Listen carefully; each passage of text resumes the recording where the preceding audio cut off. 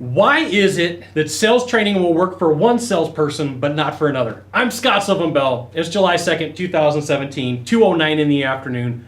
Perfect day to talk about sales, perfect day to talk about closing, and a perfect day to talk about why sales trainers don't work for some people. And what it really comes down to is some salespeople have more goals than others, and some people have more drive than others. And so they take their training more serious than others. This is a form of the accountability in video number 2, but a little bit different.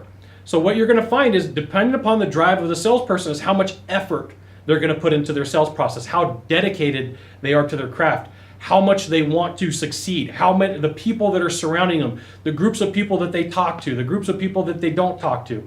And I see a lot of salespeople, they'll come to my class, will have a good deal of success, and people will close. And there's always like 1 or 2 out of 20 that just don't do anything with it. There's always 3 or 4 that are just exceptionally good at everything they do, and like everybody else falls in the center somewhere. And this is pretty accurate for numbers from pretty much every sales training that I've ever seen. Is you're going to have a group of people who implement and do everything. You have a group of people who shouldn't even work for the company or be around. But it all is driven by goals. And so my question for you is, what are your goals? What are your employees' goals? How often are you talking about them? One of the things that I do when I coach salespeople, if I'm doing them on a one-to-one basis, is every month we're talking about, where are your goals at? How close to goal are you? How often are you looking at goals? How often are you paying attention to your goals? How driven are you? What do you want to do? What is your definition of success? And I see this step is missed by so many people that they don't want to talk about it, but it's one thing that keeps somebody motivated and keeping their attention on the ball. It doesn't mean they're going to hit them. It doesn't mean it's going to be perfect. It doesn't mean that everything's going to work out exactly as planned, but keeping that, like, here's what I'm going to do, here's what I'm going to do. And it keeps that salesperson on track for using the training. Well, let's go back. You said that you want to have this goal achieved. Are you using the training? No, why not? Well, it's uncomfortable. Well, of course it's uncomfortable. We talked about that from the very beginning.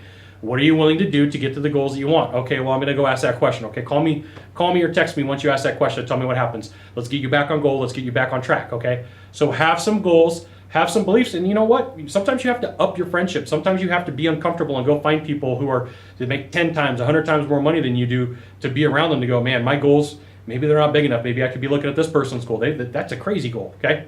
So pay attention to your goals. Sometimes that's one of the reasons why training does not work for salespeople. Now, if you could do a small favor for me, in the box down below, leave a comment, question, or story. That would be fantastic.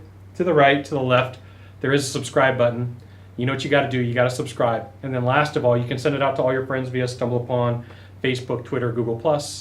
Why not even LinkedIn? Scott Sylvan Bell. We'll see you soon. Thanks for watching. Aloha.